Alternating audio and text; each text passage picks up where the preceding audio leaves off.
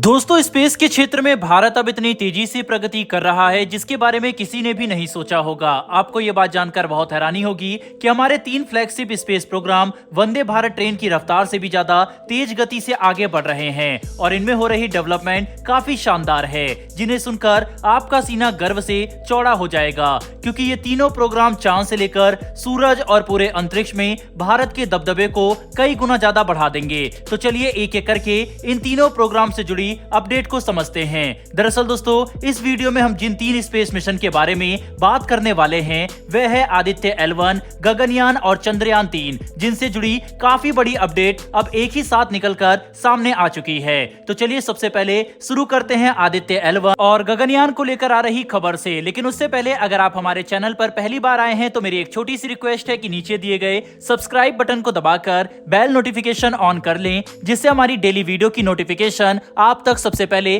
पहुंच सके। दरअसल दोस्तों, लेटेस्ट रिपोर्ट के मुताबिक आदित्य L1 सैटेलाइट अब लगभग बनकर तैयार हो चुका है, जिसे 26 अगस्त को लॉन्च किया जाएगा। और इसी को ध्यान में रखते हुए इसरो ने पहली बार आदित्य L1 की कुछ शानदार इमेज रिलीज किए, जिसे देखकर पूरी दुनिया हैरान है, क्योंकि लूनर साइंस में बड़ी तरक्की हासिल करने के बाद सूरज को समझने के लिए शुरू किया गया ये भारत का पहला मिशन है, जिससे हम सोलर साइंस में काफी बढ़ोतरी कर सकेंगे। बता दें कि आदित्य L1 भारत का पहला सोलर एक्सप्लोरेशन मिशन है, जिसे पृथ्वी से लेंजीरियन पॉइंट तक पहुंचने में 4 महीने का समय लगेगा, जहां पर यह पृथ्वी और सूरज के गुरुत्वाकर्षण बल का इस्तेमाल करके स्थिर रह सकता है, जिससे काफी कम फ्यूल कंजप्शन होगा और हम आसानी से सूरज पर रिसर्च कर सकेंगे। दोस्तों, इस वक्त ये सैटेलाइट श्रीहरिकोटा में सतीश धवन स्पेस सेंटर में पहुंच चुका है, जहां से ही इसकी एक नई इमेज रिलीज की गई। इसे 26 अगस्त को PSLV XL रॉकेट की मदद से लॉन्च किया जाएगा, जिसके बाद ये सूरज के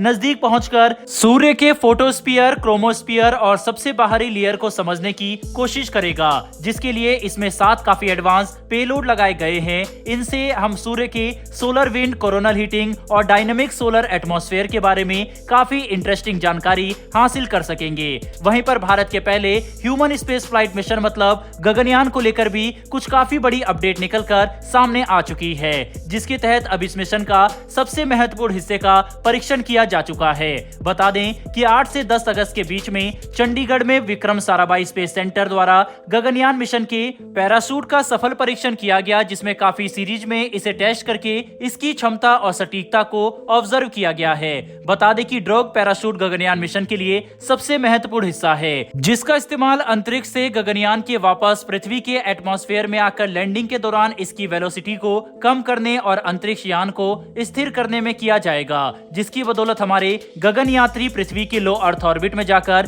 सफलतापूर्वक वापस धरती पर कदम रख सकेंगे, जो भारत के लिए अंतरिक्ष के क्षेत्र में स्वदेशी क्षमता को प्रदर्शित करने में सबसे बड़ी सफलता के तौर पर देखा जाएगा। और अब क्योंकि गगनयान मिशन का लॉन्च भी नजदीक आ चुका है, जो 2023 के अंत या 2024 के मध्य तक होगा, इसीलिए यह परीक्षण और भी ज्यादा महत्वपूर्ण था। बहरहाल दोस्तों, बढ़ते हैं इसी के साथ हमारी चंद्रयान 3 को लेकर आ रही खबर की तरफ, जिसे सुनकर पूरी दुनिया हैरान रह गई, क्योंकि इसरो अब एक ऐसा कारनामा करने जा रहा है जिसके बारे में किसी को अंदाजा तक नहीं था। सबसे ज्यादा हैरान तो यहाँ पर रूसी वैज्ञानिक हैं, जो ये सोच रहे थे कि उनका लूना 25 चंद्रयान 3 से पहले चंद्रमा के दक्षिणी भाग पर लैंड कर सकता है। लेकिन अब भारत अपने इस कारनामे से रूस को काफी पीछे छोड़ देगा। तो चलिए जानते हैं आखिर भारत ऐसा क्या करने वाला है। दरअसल दोस्तों, सामने निकल कर आ रही लेटेस्ट रिपोर्ट के मुताबिक अब इसरो चंद्रयान 3 की दूरी और भी ज्यादा कम करने वाला है, जिसके बाद ये आखिरकार चांद से मात्र 100 किलोमीटर की ऊंचाई पर होगा, जहां से हम इसे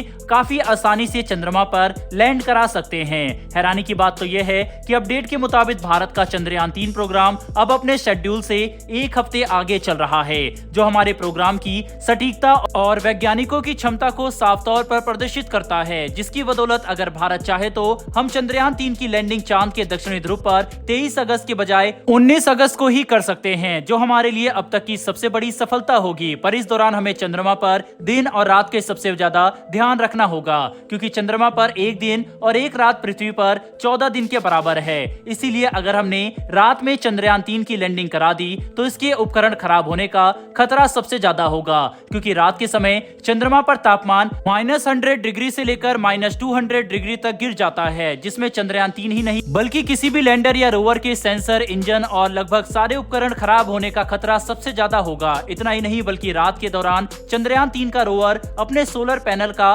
इस्तेमाल करके ऊर्जा भी जनरेट नहीं कर सकता। इसीलिए सारे रिसर्च के काम भी रुक जाएंगे, जिसका मतलब यह है कि चाहे कुछ भी हो जाए हम चंद्रयान 3 की लैंडिंग चांद पर दिन के समय ही करेंगे, ताकि पूरे 14 दिन तक इसका रोवर चांद पर रिसर्च कर सके और एक भी घंटा बेकार ना जाए। बहरहाल दोस्तों, अंतरिक्ष क्षेत्र से जुड़ी इन तीनों ही खबर के बारे में आपकी क्या राय है, कमेंट बॉक्स में लिखकर जरूर बताइएगा। साथ ही इन तीनों मिशन में आप किस मिशन के सफल होने का सबसे ज्यादा बेसब्री से इंतजार कर रहे हैं, कमेंट बॉक्स में लिखकर जरूर बताइएगा। और अगर आपको यह इन्फॉर्मेशन पसंद आई हो तो वीडियो को लाइक करके हमारी आने वाली डेली ऐसी वीडियो के लिए चैनल को सब्सक्राइब कर बेल नोटिफिकेशन जरूर दबा लें। फिर मिलेंगे ऐसी एक नई वीडियो के साथ। धन्यवाद। जय हिंद।